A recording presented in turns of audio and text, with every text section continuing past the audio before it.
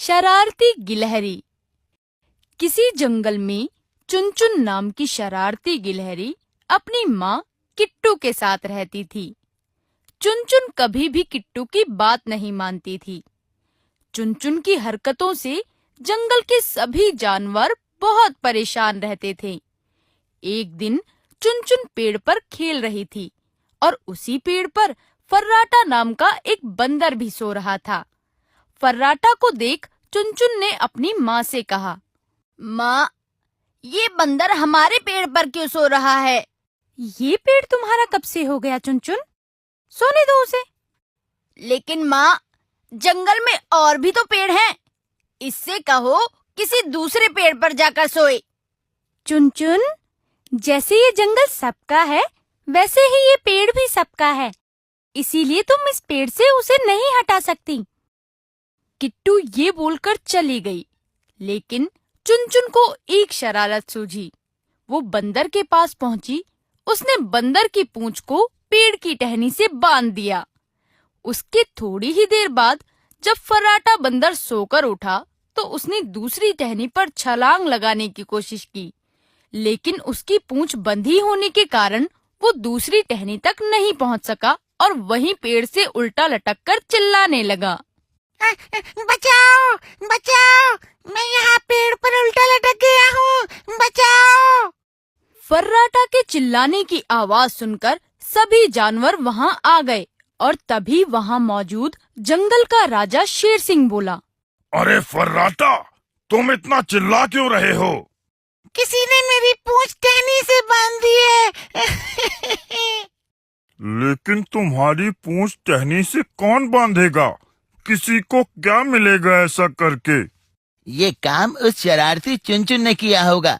वो ही जंगल के सभी जानवरों को परेशान करती है। ये बातें किट्टू और चुनचुन पेड़ के ऊपर बैठकर सुन रही थी। इतने में चुनचुन बोली, हाँ, मैंने ही बंदर की पूंछ पेड़ से बांधी है। लेकिन तुमने ये सब क्यों किया? बंदर ने तुम्हारा क्या बिगाड़ा है?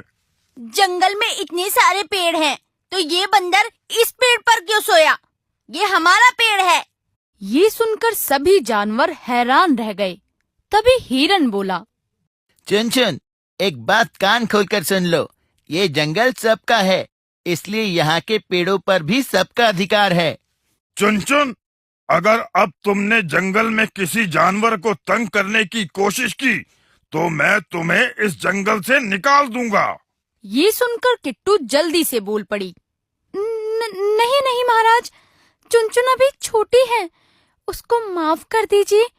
आज के बाद वो ऐसी शरारत कभी भी नहीं करेगी। मैं अभी फर्राटा की पूंछ खोल देती हूँ। ये कहकर किट्टू फर्राटा बंदर की पूंछ पेड़ की टहनी से खोलने लगी और तभी फर्राटा बंदर पेड़ से गिर गया। इतने में शेर सिंह बोला, किट्टू, किट्टू, समझा देना अपनी बेटी को।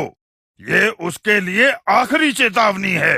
ये बोलकर शेर सिंह और जंगल के बाकी जानवर वहाँ से चले गए और किट्टू ने चुनचुन से कहा, चुनचुन, तुम ये शरारतें करना कब छोड़ोगी? तुम्हारी ये नासमझी किसी दिन तुम्हारे लिए मुसीबत बन जाएगी, समझी? किट्टू की बात का चुनचुन पर कोई असर नहीं हुआ। ऐसे ही कुछ दिन बीत गए कि तभी किट्टू को किसी काम से जंगल से बाहर जाना पड़ गया और उसने चुनचुन से कहा, चुनचुन, मैं एक जरूरी काम से जंगल के बाहर जा रही हूँ, लेकिन तुम यहाँ किसी को परेशान मत करना और जंगल से कहीं दूर मत जाना। ठीक है माँ, आप चिंता मत करो, मैं किसी को परेशान नहीं करूँगी। लेकिन चुनचुन की बात पर किट्टू को विश्वास नहीं था, इसीलिए उसने अपने पड़ोस में रहने वाले कालू कौवे से कहा, कालू भाई, मैं जंगल से बाहर जा रही हूँ, 1-2 दिन में वापस आ जाऊंगी। क्या तुम चुनचुन का ख्याल रखोगे? ठीक है किट्टू, लेकिन जल्दी आने की कोशिश करना। तुम्हारी बेटी को ज्यादा दिन तक संभालना मेरे बस की बात नहीं है। कालू भाई, चिंता मत करो, मैं जल्दी आने की कोशिश करूंगी। ये बोलकर किट्टू चली गई और चुनचुन वहीं जंगल में रहने लगी। एक दिन चुनचुन पेड़ पर अकेली बैठी सोच रही थी। माँ को गए हुए इतने दिन हो गए, क्यों ना मैं भी जंगल से बाहर जाकर माँ से मिल लूं। माँ मुझे देखकर कितना खुश होंगी। ये सोचते हुए वो पेड़ से उतरने लगी ताकि वो जंगल से बाहर जा सके। लेकिन पेड़ से उतरते हुए उसे कालू ने देख लिया और वो बोला, चुनचुन, तुम कहाँ जा रही हो? पेड़ से नीचे क्यों उतर रही हो? कहीं नहीं कालू अंकल, मैं तो बस पानी पीने जा रही थी। पानी पीकर जल्दी आ जाऊंगी। ठीक है, जाओ, लेकिन जल्दी आ जाना, रात होने वाली है। कालू की बात सुनकर चुनचुन वहाँ से चली जाती है और वो जंगल से बाहर जाने की कोशिश में रास्ता भूल जाती है। अब उसे दूर दूर तक कोई नहीं दिखाई देता जिससे वो रास्ता पूछ सके। उधर किट्टू जब पेड़ पर वापस आई तो उसे चुनचुन कहीं नहीं दिखाई दी।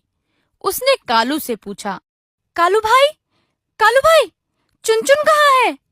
उसने थोड़ी देर पहले मुझसे कहा था कि वो पानी पीने जा रही है। उसके बाद वो अभी तक नहीं लौटी। कहीं वो किसी मुसीबत में न फंस जाए। हमें जाकर उसकी मदद करनी चाहिए। और रात भी होने वाली है। हमें अभी जाकर जंगल के सभी जानवरों को बताना चाहिए। ये कहकर किट्टू और कालू ने जंगल के सभी जानवरों को सारी बात बता दी। सभी चुनचुन को इधर उधर ढूंढने लगे, लेकिन वो कहीं नहीं मिली। तभी कालू को आसमान में एक बाज उड़ता हुआ दिखाई दिया। तभी कालू ने कहा, वो देखो, आसमान में बाज उड़ रहा है। इस समय ये बाज आसमान में क्या कर रहा है? लगता है वो अपना भोजन ढूंढ रहा है। हिरन की बात सुनकर किट्टू घबरा गई और बोली, कहीं ऐसा तो नहीं उस बाज की नजर मेरे किट्टू पर पड़ गई हो? तुम चिंता मत करो, मैं अभी अपने दोस्त मिट्टू तोते के साथ जाता हूँ और पता करता हूँ। ये कहकर कालू मिट्ठू के साथ बाज का पीछा करने चला गया। उसने देखा कि बाज चुनचुन के ऊपर मंडरा रहा था। ये देखकर कालू समझ गया कि उस बाज का शिकार चुनचुन ही थी। उसने सारी बात जंगल के जानवरों को बता दी और वापस चुनचुन की मदद करने मिट्ठू तोते के साथ चला गया। अब बाज ने मौका पाकर चुनचुन को अपने पंजों में दबा लिया। ये देखकर कालू बोला, मिट्टू, जल्दी उस बाज के पास चलो, नहीं तो वो चुनचुन को खा जाएगा। ये सुनकर मिट्ठू और कालू आसमान में बाज से लड़ने लगी। वो दोनों बाज पर अपनी चोंच से लगातार वार करने लगे। इसी दौरान चुनचुन बाज के चंगुल से छूट गई। चुनचुन को नीचे गिरता देख जानवरों ने पत्तियों और घास से बना हुआ जाल नीचे बिछा दिया। चुनचुन उस नरम जाल पर आ गिरी। चुनचुन बेटा, तुम ठीक तो हो ना? हाँ माँ, मैं बिल्कुल ठीक हूँ। चुनचुन, हम तुम्हें इसलिए समझाते थे कि शरारत मत किया करो। देखा, तुम कितनी बड़ी मुसीबत में फंस गई।